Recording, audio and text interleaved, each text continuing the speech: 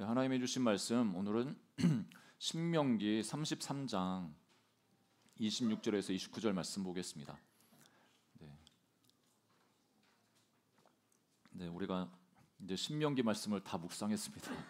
이제 5월 달은 보니까 사도행전 말씀을 묵상하더라고요.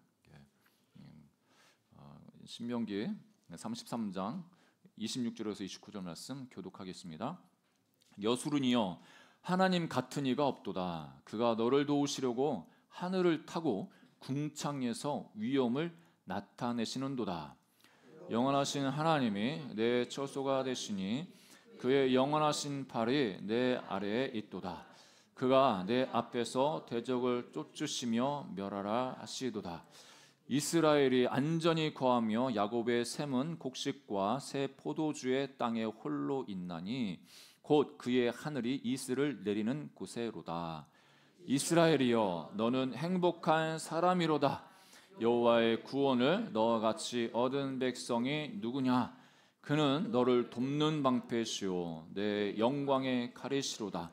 내 대적이 내게 복종하리니 내가 그들의 높은 곳을 밟으리로다. 아멘.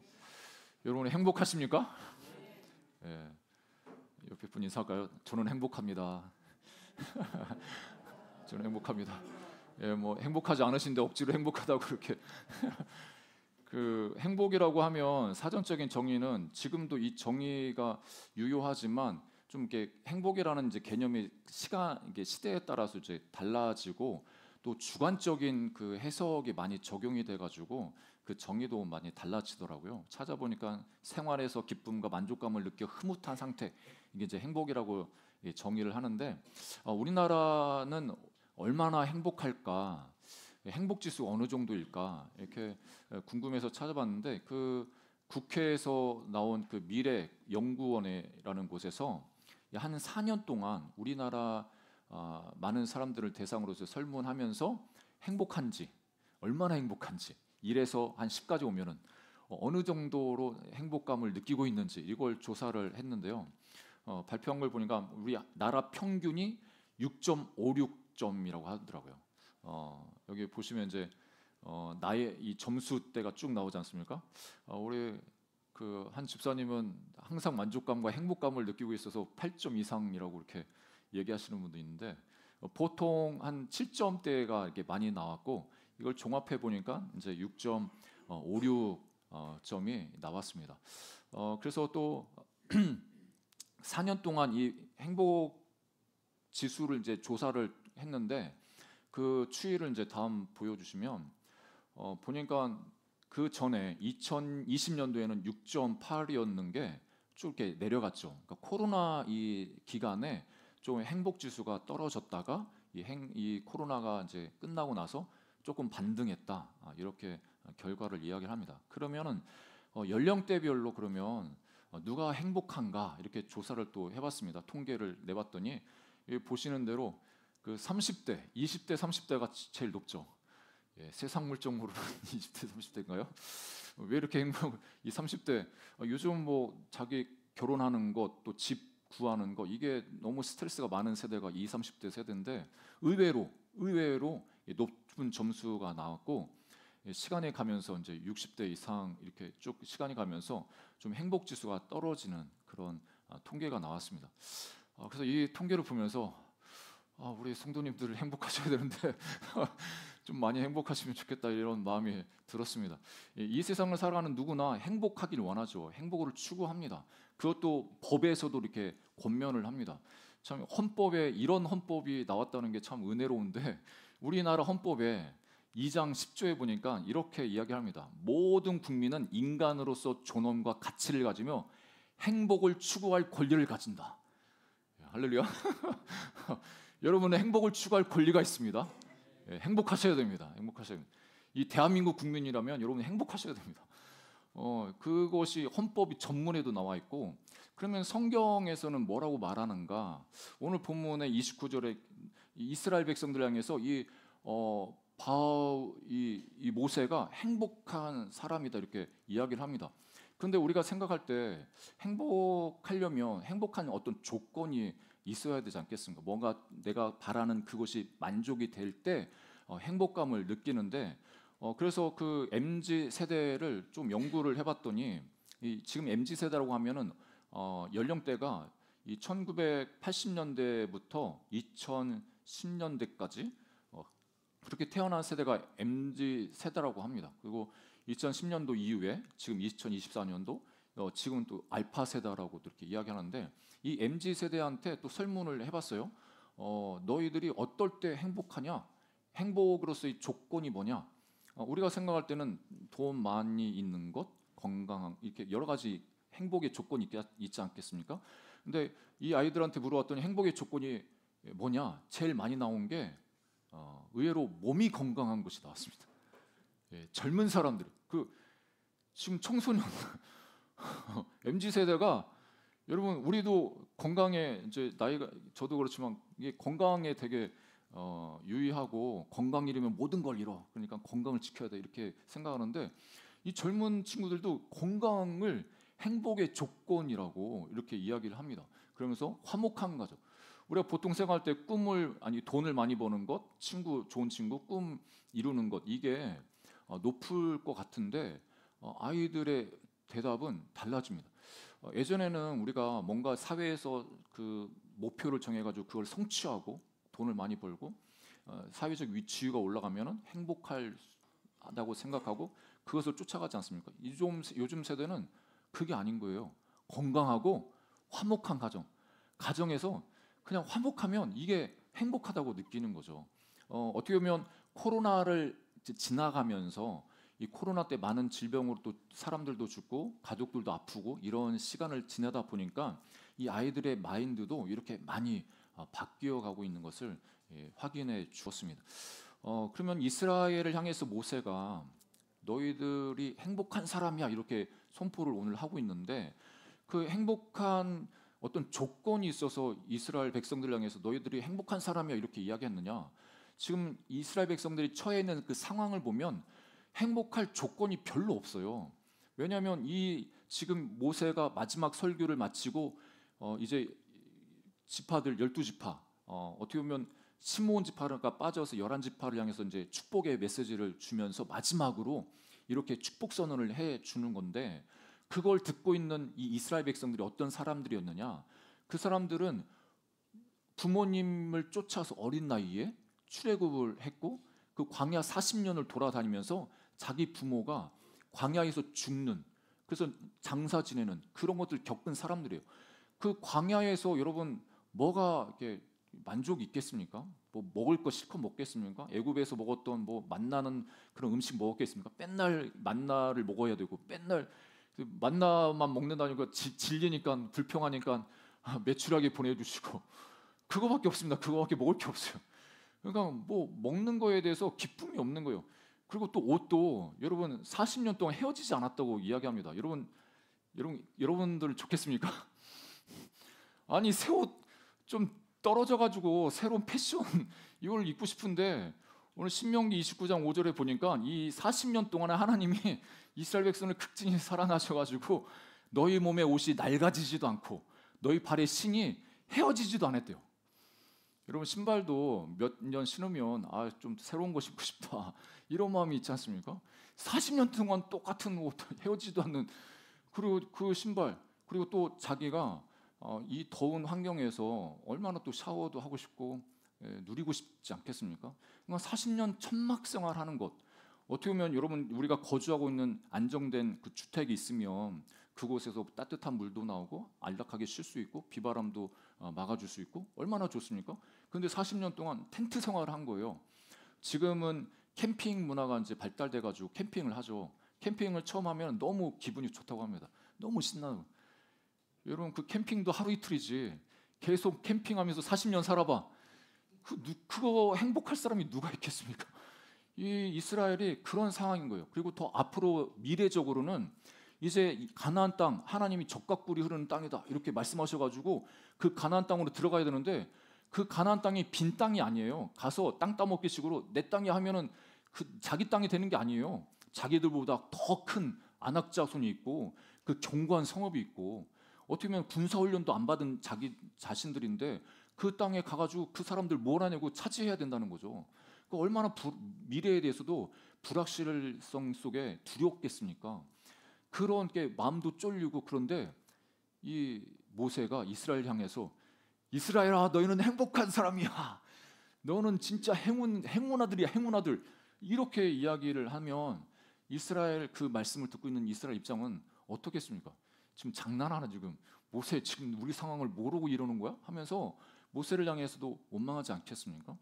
어떻게 보면 이 시대를 살아가는 우리들을 향해서 이 모세를 통해서 주신 이 말씀이 우리들에게도 하나님 주신 말씀인데, 너희들은 복받은 사람들이야, 행복한 사람이야.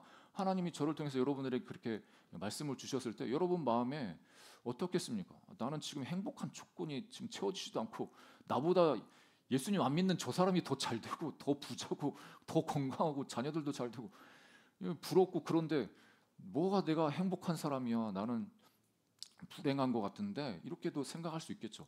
근데 하나님께서 우리가 처한 그 행복의 조건, 우리가 생각하는 그 조건, 그렇죠. 우리가 돈 있으면 여유가 있고 행복할 수 있습니다. 그리고 건강하면 아플 때보다도 더 어떻게 보면은 만족감이, 삶의 어떤 만족감도 있습니다. 그 조건을 부정하는 게 아니지만 하나님께서 말씀하실 때 그 조건을 뛰어넘어서 우리를 향해서 하나님이 주시는 그 너희들의 정체성이 무엇이냐, 이렇게 할 때 행복한 존재들이야, 하나님께 복받은 존재들이야, 이렇게 우리를 향해서 말씀하시는 겁니다. 그 말씀을 가지고 그 말씀을 따라서 나를 보고 이 상황을 해석할 수 있는 우리 모두가 되기를 주의 이름으로 축복합니다. 이번 주에 이제 그 아까도 말씀드렸지만 코나에서 오신 이제 선교사님 이렇게 교제를 나누다가 그런 이제 말씀하시더라고요. 그러니까 하버드에서 그 연구를 했는데, 그러니까 연세 드신 분들, 그분들을 대상으로 해가지고 그분들이 젊었을 때 살았던 그 환경, 그러니까 만약에 제가 뭐 70대, 80대다? 그럼 내가 살았던 한 3, 40대 그 환경 있지 않습니까? 대한민국의 3, 40대 환경, 그거를 미국에서 3, 40 그분들이 살았던 그 시대 환경으로 이 환경을 다 바꿨답니다. 바꿔놓고 거기에서 그분들이 살게 했다고 하는 거예요. 지금 이 변화되는 이 환경 말고 옛날에 살았던 그 환경, 거기서 살게 했더니 어떤 일이 일어났냐? 더 건강해지는 거예요. 이분들이 더, 그러니까 이분들 생각에 자기가 그 젊은 시절로 돌아가서 자기가 젊어졌다고 또 생각하는 거예요. 내가 젊어졌다고 생각하니까 그 젊은 시절에 막 활력 있고 막 건강하게 살았던 그것들이 기억나면서 그렇게 자기가 그렇게 살아가더라는 거예요. 그래서 그 실험이 끝나고 나서 이 건강 이 데이터 분석했더니 뭐 다 좋아진 거예요. 건강이 너무나 다 좋아진 거예요. 그런데 신기한 게 그분들이 이제 현실의 세계로 또 돌아갔어요. 어떻게 됐을까요? 예, 똑같았어요. 이 현실을 바라보니까 아이고, 그래서 내가 늙었네. 그래서 내가 늙은 사람이지. 그러니까 이 행복이라는 게 외적인 조건들이 있는데 그 조건에 의해서 내가 움직여지는 사람들이 아니라 예수 그리스도 안에서 우리들은 우리 안에 하나님이 나를 어떻게 보시나, 난 어떤 존재이냐, 그 존재를 인식하고 확신 가운데 서서 이 세상을 바라보고 환경을 바라보고 이 문제를 바라봐야 된다고 우리 가르쳐 주십니다. 그러면 이 모세는 이스라엘 백성들에게서 너희들이 행복한 사람이야 이렇게 이야기할 때 행복의 조건이라고 할 수 있는, 왜 행복한 사람인지에 대한 이유를 한 3가지 말하는데, 첫 번째는 하나님의 구원을 받았기 때문에 너희들이 행복한 사람이다, 이렇게 정의를 내리고 있습니다. 여러분, 우리 모두가 하나님의 구원을 받은 자들입니다. 예. 구원 받은 자이기 때문에 행복하다고 이 모세는 이야기를 하죠. 모세가 이스라엘 백성들을 출애굽시켜서 광야 그 어려운 시간들을 같이 보냈지 않습니까? 무엇보다도 이 이집트에서, 애굽에서 계속 노예 생활했으면 노예가 얼마나 속박이 되어가지고 자유를 못 누리겠습니까? 근데 하나님이 이스라엘 백성들을 구원해 주신 그 구원의 은혜, 그래서 자유를 주셨죠.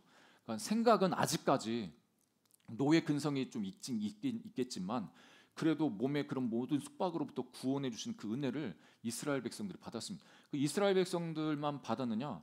이 시대를 살아가는 우리들도, 예수 그리스도 안에 드는 우리들이 이미 구원받은 하나님 백성으로 그렇게 복을 받았습니다. 그것을 우리가 지금 이거 누리고 있는 거 아니겠습니까? 인생에서 가장 절박한 문제, 많은 문제가 있지만 정말 그 수많은 문제 중에 가장 절박한 문제가 무엇이겠습니까, 여러분? 자녀 문제도 있을 수 있고 건강 문제도 있을 수 있고 재정의 문제도 있을 수 있고, 근데 그 수많은 문제가 우리 인생 가운데 있지만 가장 어떻게 보면 절박하고 풀기 어려운 문제가 바로 죽음의 문제 아니겠습니까? 죽음 앞에서 당당한 사람들 누가 있겠습니까? 이 죽음의 그 공포로 인해서 이 세상 사람들은 그 죽음을 어떻게 하면 좀 피해갈까를 고민하고, 어떻게 하면 그 좀 생명을 더 연장하면 좋을까, 그것을 고민합니다. 왜냐하면 죽음과 그 죽음 이후의 세계에 대해서 불안하기 때문에 그렇습니다. 요즘은 트랜스포 휴머니즘이라는 이제 단어가 나옵니다. 미국의 트랜스포 휴머니즘.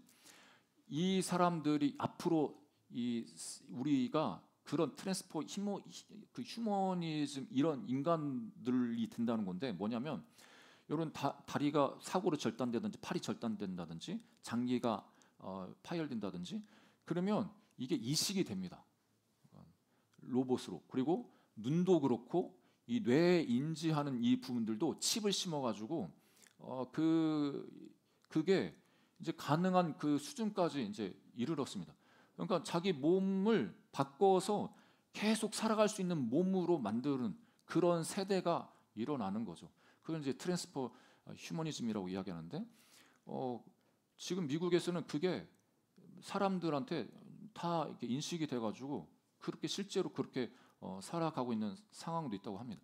아무튼 그렇게 하는 사람이라 할지라도 심장을 갈아 끼고 눈을 갈아 끼고 아무튼 뭐 다 갈아 껴도 뇌 기능도 영원히 기능하도록 그렇게 만든다 할지라도 죽음 피해갈 수 없습니다. 결국에 죽습니다. 결국에 죽는데 그 죽음의 문제를 예수님이 다 해결해 주신 거죠.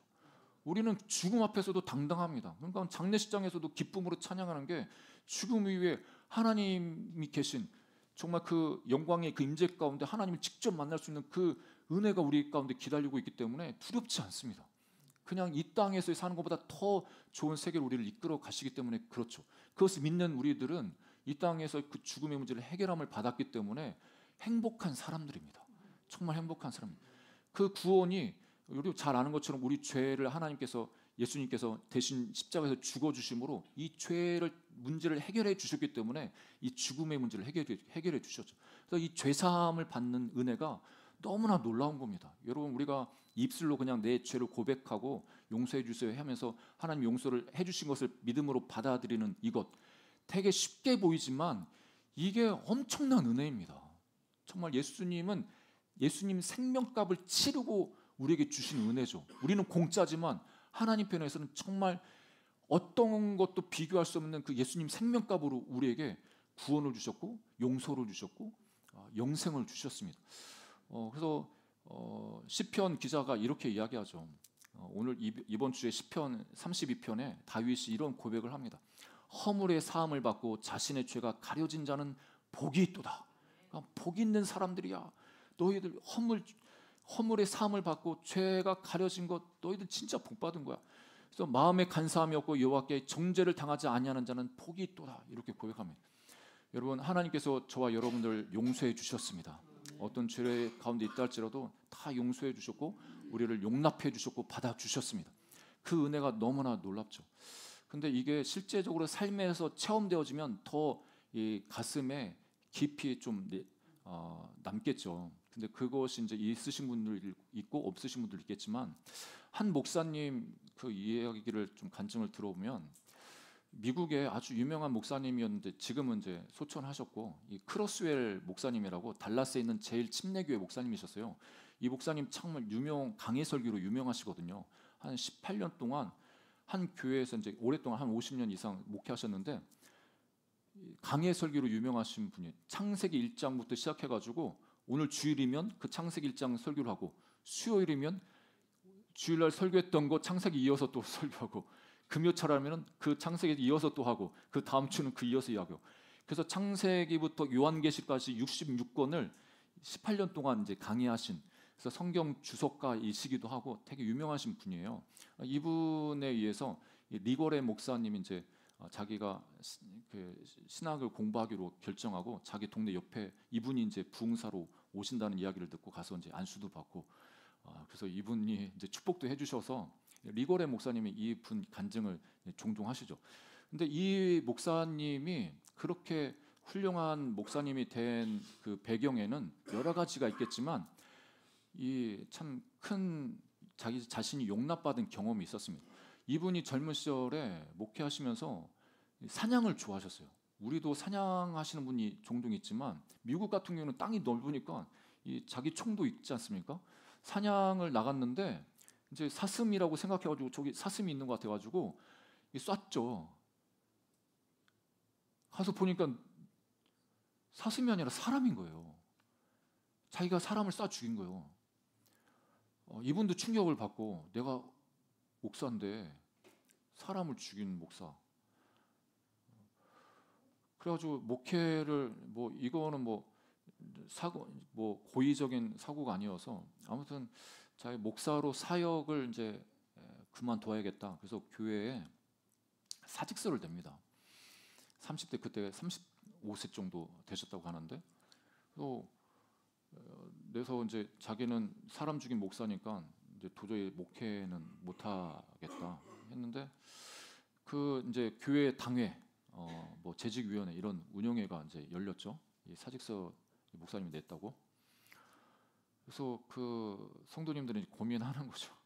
이 목사님이 30대 이 젊은 나이에 사람 쏴 죽이고 그 트라우마뿐만 아니라 그러면 이 표 어떻게 보면 그 사람 그렇게 한 그게 꼬리표가 붙어가지고 어느 교회 간들 이 분을 담임 목사로 또 사역자로 맞아줄 교회가 또 어디 있겠냐. 그냥 우리가 이분 계속 같이 목회하도록 담임 목사님은 계속 하시도록 그렇게 해주자. 할렐루야. 아주 성숙한 우리 위례하늘교회처럼 그런 성숙한 우리 성도님이 여기에 계셨습니다. 그래서 이렇게 그분은 이제 받아주기로 아니다고 그냥 다른 데 가지 마시고 우리 교회에서 그냥 목회하시라고. 그래서 이분이 정말 훌륭한 목회자로 이렇게 성장하셔서 이분이 용서에 대한 그 설교를 하시면 정말 은혜가 넘쳤다고 합니다. 그러니까 자기가 용서함을 받은 거지 않겠습니까? 우리 성도들한테 그 교회에 자기가 용납됐고 용서를 받았고 그러니까 자기 인생에서 자기한테 누가 뭐라고 해도 그 사람을 용서해 줄 수 있는 거예요. 왜냐하면 내가 용납받은 경험이 있기 때문에 용서받은 경험이 있으니까. 예, 할렐루야. 하나님이 이 목사님 못지않게 우리가 어떤 큰 죄가 있다 할지라도 우리를 용납해 주셨고 받아주셨습니다. 할렐루야. 예. 시편에서 계속 이 복 있는 사람이다, 복이 있다 이렇게 이야기할 때 구약에서 복이라는 그 단어를 쓸 때 히브리어를 몇 가지 단어를 쓰는데 크게 두 종류, 바라크라는 단어와 이 아슈레라는 단어를 씁니다. 이 바라크라고 이야기할 때 이 바라크는 뭐냐면 우리가 생각하는 세상 사람들과 우리가 생각하는 복 받았다는 그 개념 있지 않습니까? 육체 건강하고 자녀들 잘 되고 재정도 풍성하고 뭐 하는 일마다 형통하고 이걸 바라크라는 복입니다. 하나님이 이 바라크를 아브라함한테 주셨죠. 그래서 바라크 우리가 구하는 이 바라크가 이 복이 바로 이 바라크라는 게 좀 많이 이렇게 우리 마음을 두고 기도를 하지 않습니까? 그런데 바라크만 복이 아니라 하나님이 아슈레라는 복을 이야기합니다. 이 아슈레라는 단어가 시편 1편에 나오는 복 있는 사람은 이렇게 이야기할 때 여기 시편 32편에도 복이 있도다 이야기할 때 아슈레를 사용합니다. 이 아슈레라는 복은 뭐냐면 하나님과 특별한 관계가 맺어진 그 관계 속에서 나오는 그 은혜 그것을 하나님이 이 아슈레 복이라고 말씀하십니다. 우리는 그 영적인 복 또 육적인 이 바라크와 아슈레 이 복이 저와 여러분 가운데 있기를 주님으로 축복합니다. 예. 먼저 우리가 중요한 것은 아슈레 이 복이 우리에게 이미 주어졌고 그것을 누릴 수 있는 정말 조건이 우리에게 주어졌다는 것을 꼭 기억하시기를 주님으로 축복합니다. 두 번째로 이 모세는 왜 이스라엘을 향해서 행복한 사람이라고 선포했나? 그것은 하나님이 우리의 도움, 이스라엘의 도움이 되시기 때문이라고 말합니다. 그래서 29절 중반에 보니까 그는 너를 돕는 방패시오 이렇게 표현합니다. 그리고 26절에 보니까 여수른이여 하나님 같은 이가 없도다. 그가 너를 도우시려고 하늘 타고 궁창에서 위엄을 나타내시는도다.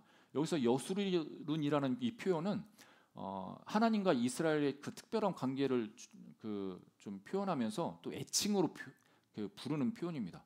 그러니까 뭐 우리가 부부 관계 속에서 남들이 뭐라는 자기야, 뭐 달링 이런 표현을 하지 않습니까? 그러니까 하나님이 이스라엘을 너무나 사랑하셔서 여수루나 이렇게 사랑스러운 아이고 나의 이쁜이 이런 표현. 그러니까 이 이스라엘 향해서 하나님이 얼마나 사랑스러운지 아유 이 여수룬 하면서 이렇게 귀여워하시고 사랑해 주시는 그 표현입니다. 그러면서 하나님이 이스라엘을 돕기 위해서 이 하늘을 타고 궁창에 위엄을 나타내셨다고 이렇게 말씀하십니다. 하나님께서는 실제로 이스라엘의 그 역사에 보면 출애굽뿐만 아니라 광야에서도 하나님이 이스라엘 백성을 도우시기 위해서 곳곳에서 그렇게 역사하신 것을 우리가 압니다. 그래서 신명기 2장 7절에 이렇게 말하죠. 내 하나님 여호와께서 내가 하는 모든 일에 내게 복을 주시고 내가 이 큰 광야에 두루 다님을 알고 내 하나님 여호와께서 이 40년 동안을 너와 함께 하셨으므로 내게 부족함이 없었느니라 하시기로. 그러니까 하나님께서 그 이스라엘 백성들을 구원해내고 그냥 다른 데 가서 쉬시는 게 아니라 항상 함께 하시고, 왜냐하면 도와주시기 위해서, 함께 하시기 위해서, 그러니까 도와주시기 위해서 함께 하시는 거죠. 계속. 그러면서 부족함이 없도록 이끌었다고 고백합니다. 그것이 신약에 와서는 어떻게 성취되느냐? 이 하나님께서 예수 그리스도를 이 땅에 성육신 하셔서, 그러니까 하나님이 직접 이 땅에 내려오셨습니다. 여러분 이게 놀라운 사건입니다. 하나님이 인간의 몸을 입고 우리 가운데 찾아온 신 기독교의 하나님밖에 없습니다. 이게 놀라운 은혜입니다. 그러니까 하나님이 이 약한 인간의 몸을 입고 우리를 구원하시기 위해서, 우리를 도와주시기 위해서, 함께 하시기 위해서 그 하나님이 이 땅에 오신 겁니다. 그래서 이 26절의 말씀, 그 하늘을 타고 궁창의 위엄을 나타내시는, 그 궁창의 위엄을 나타내시는 그 하나님이 예수님의 몸을 입고, 예수님께서 사람의 몸을 입고 이 땅에 오신 겁니다. 그리고 예수님이 부활하시면서 우리에게 성령을 보내어 주셨고, 그 성령님이 항상 우리와 함께 하겠다고. 그래서 보혜사라고 말씀하시지 않습니까? 여러분 우리가 보혜사 성령님과 늘 동행하고 있는 것을 항상 기억하시기를 주님은 축복합니다. 그러니까 함께 해주세요, 함께 해주세요 기도하지만 여러분 이미 함께하고 계시는 것을 인정해 드려야 됩니다. 예. 우리가 보통 기도할 때 함께 해주십시오, 뭐 할 때 함께 해주십시오. 예, 함께 하십니다. 근데 이미 함께 하십니다. 보혜사를 통해서 성령님이 우리와 함께 하십니다. 왜 함께 하시느냐? 도와주시기 위해서 우리와 함께하고 계십니다. 그래서 시편 28편 7절에 보니까 여호와는 나의 힘과 나의 방패이시니 내 마음이 그를 의지하여 도움을 얻었도다. 그러므로 내 마음이 크게 기뻐하며 내 노래로 그를 찬송하리로다. 그러니까 우리가 하나님을 의지하면 하나님이 도움이 되어 주신다고 말씀하십니다. 그 다음에 시편 46편 1절에도 하나님은 우리의 피난처시요 힘이시니 환난 중에 만날 큰 도움이시라. 하나님이 작은 도움이 아니라 큰 도움이랍니다. 큰 도움. 큰 도움으로 저와 여러분과 함께하고 계신 것을 꼭 기억하시기를 주님은 축복합니다. 하나님께서 우리를 도와주실 때 그 문제 자체도 해결해 주시는 그 기적을 일으키시지만 그 문제 자체는 그냥 놔두시고 내 마음과 생각을 또 바꾸시는 그렇게 도와주시는 그 은혜를 우리에게 부어 주십니다. 그 어떤 교회에 황교진 집사님이라는 분이 계시는데 이분의 간증은 이제 책에서 이제 한번 봤는데 이분이 건축가가 꿈이었어요. 러브하우스, 아주 아름다운 아담한 이제 집을 짓는 러브하우스 짓는 건축가가 꿈이어가지고 건축을 전공하시고 이제 대학원 진학을 앞두고 있는데 그 어머님은 이제 동대문에서 옷 그 도매상을 하시는, 그래서 밤 10시면 이제 나가셔야 되는, 그래서 하루 종 그 일하시다가 오후에 들어오셔서 잠을 주무시고 또 10시에 일어나셔가지고 또 이렇게 하시는, 낮밤이 거의 바뀌어가지고 모자지간에 이제 뭐 교제할 수 있는 함께 할 수 있는 시간이 없었습니다. 근데 이 어머님이 계속 그 머리가 아프셔가지고 약을 계속 드셨는데 결국에 이 분이 이제 건축과 졸업하고 대학원에 이제 특별 전형으로 입학, 그러니까 허가가 떨어져가지고 참 기쁜 그때 이 어머님 뇌출혈로 쓰러지신 겁니다. 그래서 뇌출혈로 쓰러지셔가지고 하나님께 간절히 기도했죠. 하나님 살려만 달라고. 너무 크게 이렇게 쓰러지셔가지고 그래서 수술과 또 수술을 거듭하고 하나님이 그 간절한 기도 들어주셔서 이게 3개월 후에 중환자실에서 일반 병실을 오시고 또 일반 병실에서 한 4개월 보내시다가 이제 퇴원하신 겁니다. 근데 퇴원하실 때 거의 식물인간이 되어서 퇴원하신 거예요. 그러니까 의식도 없고 몸도 움직일 수도 없고 그런 상태로 이제 이 아들이 어머니를 모시고 이제 집으로 모시고 온 거죠. 그때가 이제 1998년도였다고 하는데 이 남자 집사님은 어렸을 때부터 어머님이 자기를 위해서 가족을 위해서 헌신하면서 열심히 이렇게 섬기는 그 모습을 보면서 어머님 모습 속에서 정말 은혜로운 설교를 들었다 이렇게 표현합니다. 그러니까 뭐 말이 아니라 어머님의 그 사시는 그 삶을 통해서 내가 은혜로운 설교를 들었고 어머님은 진짜 사랑의 교과서였다 이렇게 고백을 하죠. 그래서 하나님 앞에 기도를 할 때 처음에는 왜라는 기도를 많이 했다고. 왜 하나님 이 뇌출혈이 되기 전에 하나님 막아주시지 왜 안 막아주신? 그리고 왜 안 살려준? 의식이라도 좀 있게 해주시지 왜라는 질문을 하면서 기도하니까 더 자신이 우울해지더라는 겁니다. 더 힘들어지고 그래서 기도를 바꿨는데 어떻게라고 기도를 바꿨다면 어떻게? 하나님께서 이 살려주신 어머님 비록 식물인가지만 생명은 있으시니까 그러면 어떻게 이 어머님을 잘 간호해 드릴 수 있는지 하나님께 지혜를 구하면서 어떻게 해야 돼요 하나님 이렇게 기도를 바꾸신 거죠. 그래서 이 어떻게 그러면 이 시간 정말 고통스러운 이 시간을 어떻게 그러면 지나갈 수 있습니까? 하나님께 지혜를 구하는 기도를 하셨습니다. 이 간증을 읽으면서 주변에 좀 쓰러지신 분들 이렇게 좀 생각이 나서 마음이 안타까웠는데 그 이분이 이제 그런 기도를 하면서 어머님을 보살피니까 24시간 같이 있으면서 시간표를 짜가지고 뭐 몇 시부터 몇 시는 어떻게 하시고 어떻게 해드리고 그러니까 이 시간이 지나면서 어머님이 혈색이 너무나 좋아지시고 체온도 좋으시고 혈압도 좋으시고 자기도 옆에서 24시간 붙어 있어서 피곤해질 수 있지 않습니까? 힘들어질 수 있지 않습니까? 근데 놀랍게도 자기도 체력이 더 좋아지고 자기도 그러면서 글을 이렇게 써 내려갑니다. 이분이 이 어머님을 보살피면서 쓴 그 책이 또 베스트셀러가 되죠. 아무튼 그거는 이제 뒤로 하고 이분이 간증에서 이런 고백을 하시더라고요. 이 고백을 여러분과 나누고 싶었습니다. 이분은 하나님께서 기적을 일으켜 주셔서 자기 어머니 정신 의식 돌아오고 이 누웠던 자리에서 일어나시도록 그렇게 기도했는데 이분의 그 고백은 무엇이냐면 14년째 그러니까 그 어머님을 보살피시는 그 14년째 될 때 이런 고백을 하는 겁니다. 식물인간 어머니 돌보면서 힘든 광야에서 길을 잃지 않고 지도를 그릴 수 있는 능력을 얻게 된 것입니다. 이를테면 힘든 것들이 덜 힘들게 보이는 것, 용서되지 않은 아버지와 나 자신이 용서되는 것, 남들보다 뒤떨어진 것 같고 사회의 부적응자가 될 것 같은 초조함과 불안함이 평안함으로 바뀌는 것, 마음의 여유를 도무지 찾기 어려운 급박한 상황에서 안정감을 찾는 것 등 이 모든 것이 제게 주신 하나님의 선물입니다. 어찌 보면 눈에 띄지 않아 기적이라고 할 수 없을지도 모르지만 상황은 그대로인데 관점이 바뀌는 것은 초자연적인 회복만큼이나 어려운 일이라고 생각합니다.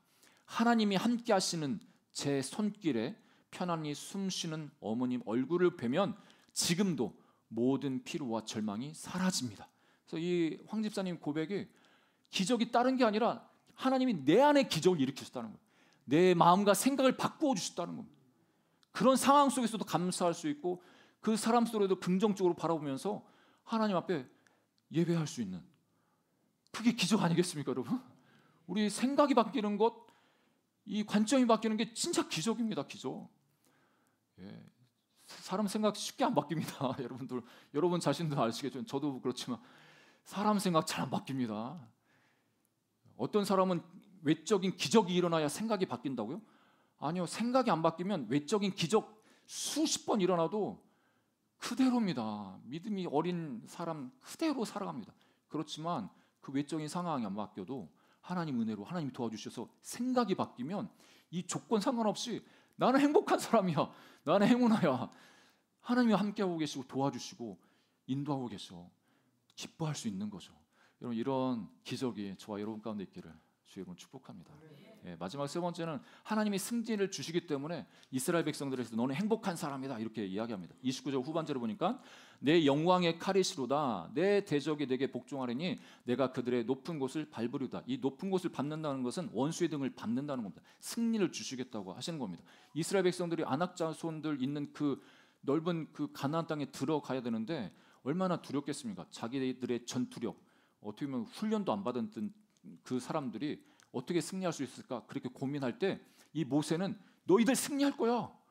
그러니까 걱정하지 마. 행복해. 너희들 승리할 거야. 이렇게 이제 말씀하시는 거죠. 27절에도 영원하신 하나님이 내 처소가 되시니 그의 영원하신 발이 내 아래에 있도다. 내 아래에 있다라는 이 표현이 전쟁을 상징합니다. 그러니까 하나님께서 대적을 치시는 그 하나님의 모습을 표현하는데 하나님께서 영원한 팔로 우리 이스라엘 백성들을 안아주셔서 그 강력한 손으로 이 원수를 물찌르시겠다고 말씀하시는 거죠. 여러분, 이스라엘을 향한 이 승리 선언이 지금 승리를 경험하지 않고 전쟁하고 있지도 않은 상황이지만 너희들이 이미 승리한 사람들이야 이렇게 말하는 겁니다. 여러분, 우리도 그렇지 않습니까? 우리는 이미 승리하신 승리자입니다. 지금 뭐 크고 작은 영적인 싸움, 어떤 여러 가지 문제로 넘어질 수도 있지만 여러분, 하나님께서 우리를 향해서 승리를 보장해 주셨습니다. 이건 너무나 놀라운 겁니다. 하나님이 승리를 보장해 주셨. 근데 승리를 그거를 내 삶에서도 누리고 앞으로도 계속 누리려면 이걸 꼭 기억해야 됩니다.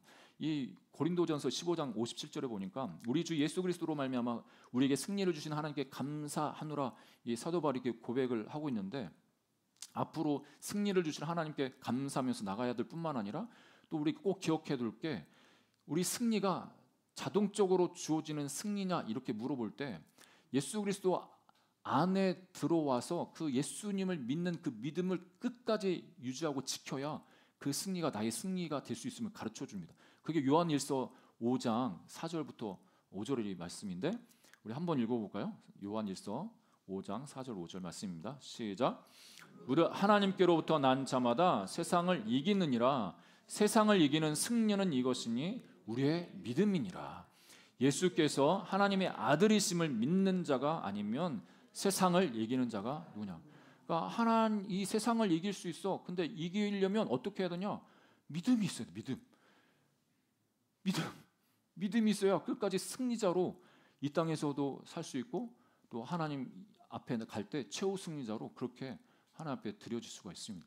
여러분, 끝까지 믿음을 놓지 않는 저와 여러분 되기를 주 이름으로 축복합니다.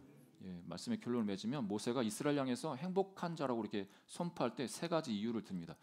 하나님의 그 놀라운 권능 아래 너희들이 구원을 얻은 민족이기 때문에 행복한 사람이라고 말합니다. 두 번째는 하나님 너희를 도우시는 분이기 때문에 큰 도움이시기 때문에 너희는 행복한 사람이라고 말합니다. 그리고 하나님께서 대적들로부터 승리를 주시기 때문에 너희들은 행복한 사람이라고 이야기합니다. 지금 그것이 당장 이루어지지 않았다 할지라도 너는 행복한 존재야, 복받은 존재야. 그거를 잊지 않도록 이 모세가 이스라엘 향해서 이렇게 권면하고 마지막으로 당부하고 있습니다. 이 표현이 공동 번역에서 아주 재밌게 표현이 되더라고요. 번역본이 여러 가지인데 여러분 신명기 33장 29절 오늘 읽은 이 본문을 공동 번역이라고 하면 이 카톨릭과 개신교가 같이 신학자들이 얼굴을 맞대고 히브리어 원어를 이제 현대적인 표현으로 번역해 놓은 겁니다. 같이 한번 읽어볼까요? 29절 같이 읽겠습니다. 화면에 나옵니다. 같이 읽겠습니다. 시작. 행운이 열렸구나. 너 이스라엘아. 너 같은 행운아가 어디 또 있겠느냐. 너를 도와주시는 방패, 너의 영광스러운 칼, 야훼께서 도와주시는 백성아, 굽실거리는 원수의 등을 내가 마구 짓밟으리라. 옆에 분에게 인사하겠습니다. 당신은 행운아입니다. 행운아입니다. 같이 또 축복하겠습니다. 행운이 열렸습니다. 축복하겠습니다. 행운이 어떤 분은 이 얘기 들으면서 아이 목사님 말은 좋지 지금 뭐 행운이야 그 만져지는 게 없는데 뭘 립 서비스도 아니고 여러분 믿음으로 이 하나님이 우리에게 주시는 이 말씀을 이 말씀대로 받아들이고 생각하고 그 말씀대로 나 자신을 향해서 또 환경을 향해서 선포하기를 주님으로 축복합니다. 하나님은 여러분이 행복하길 원하십니다. 예, 그 행복은 누가 주는 게 아니라 여러분이 선택해야 되는 거예요. 내가 행복하기로 선택해야 됩니다. 많이 선택할수록 행복하기로 많이 선택할수록 행복할 수가 있습니다. 그 행복은 다른 데 있지 않습니다. 예. 천지 창조할 때 하나님의 인간을 하나님 형상으로 만드시고 하나님 안에 있는 그 행복, 그 기쁨을 우리 인간에게 나누어 주시려고 천사한테 인간한테 그 행복을 좀 갖다 줘라, 배달해 달라 이렇게 요구를 하셨습니다. 이 천사가 가만 보니까 너무 배가 아픈 거예요. 저 인간들이 뭐길래 인간한테 이 행복까지 주신. 그래서 인간들이 행복을 못 찾도록 숨겨놔야겠다 생각을 한 겁니다. 그래서 이제 천사들이 여러 모여가지고 같이 머리를 맞대고 어디다 숨기는 게 인간들이 못 찾을까? 그래서 깊은 바다에다 숨겨놓자 이 행복을. 아니야, 이 인간들이 지혜가 있어가지고 그 깊은 곳까지 찾아가서 그 가져올 거야. 그래? 그러면은 산 꼭대기에다 이 숨겨놓자. 사람들이 모험심이 많아가지고 그거 분명히 찾을 거야. 그래? 그러면 어디다 숨겨놓는 게 좋지? 여러분 어디에 숨겼을까요? 마음. 오늘 너무나 잘하시네요. 사람 마음에다가 행복을 심어놨습니다. 등잔 밑이 어둡다고 사람들은 자기 마음에 행복이 있음에도 불구하고 그것을 보지 못하고 자꾸 다른 것 찾아다니면서 행복해지려고 노력하고 있습니다. 그 행복의 조건들이 다 없어지면 불행함을 느낍니다. 여러분 다 없어집니다. 10년, 20년, 30년 그 사람만 나한테 없었던 것, 남한테 있었던 그 모든 것 다 없어집니다. 그러면 그때 그 사람이 행복할 수 있을까요? 행복할까요? 하나님 우리에게 하나님 말씀을 심어 주셨습니다. 행복을 심어 주셨습니다. 이미 우리는 복받은 자, 행복한 자라고 말씀하십니다. 그것을 삶 가운데 누리시기를 주님으로 축복합니다. 모세가 이스라엘에게 이 마지막 당부, 신명기 10장에서도 이렇게 이야기하죠. 내가 오늘 내 행복을 위하여 내게 명하는 여호와의 명령과 규례를 지킬 것이 아니냐. 모세도 이스라엘이 행복하길 원했습니다. 하나님도 동일하게 우리를 향해서 행복하길 원하십니다. 너희들이 좀 행복했으면 좋겠어. 저도 여러분이 행복했으면 좋겠습니다. 저도 행복하고 여러분들도 행복하고 우리 행복한 위례 하늘교회가 될 줄 믿습니다. 이미 행복한 줄 믿습니다. 그 행복의 그 근본은 하나님과 올바른 관계 속에서 그 행복이 찾아질 수 있고 누려질 수 있는 것을 꼭 기억하는 저와 여러분 되기를 주님으로 축복합니다. 이 시간 말씀을 생각하면서 함께 기도하겠습니다. 하나님, 우리가 행복을 다른 곳에 찾지 않고 이미 하나님께서 우리에게 행복한 사람이다, 너희가 정말 복을 받은 자라 이렇게 말씀하시는데 그 말씀을 믿음으로 받아들이고 누리게 해 주옵소서. 하나님과의 특별한 관계, 그 친밀한 그 교제, 그 은혜를 누리면서 살아가게 하여 주옵소서. 행복자로 살아갈 때, 내가 복받은 사람이라는 그런 인식으로 살아갈 때 우리 환경도 바뀔 수가 있습니다. 우리 몸도 바뀝니다. 우리 자세, 태도도 바뀔 수 있습니다. 하나님 그런 은혜, 기적이 있게 하여